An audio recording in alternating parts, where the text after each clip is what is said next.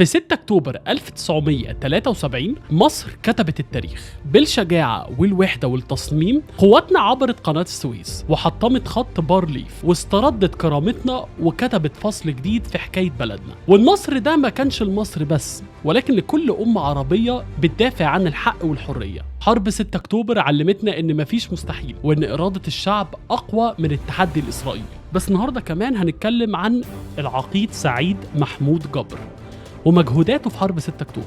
العقيد كان قائد كتيبة في الدفاع الجوي المصري، وتحت قيادته قدروا إن هم يدمروا طائرتين من الكيان العدواني.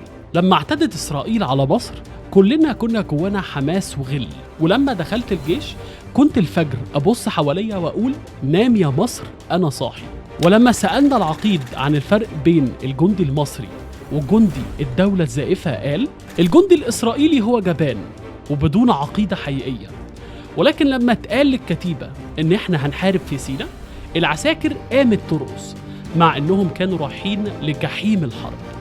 تحيا مصر، وكلنا فخورين جدا بجيشها العظيم وكل ولادها اللي دافعوا عنها.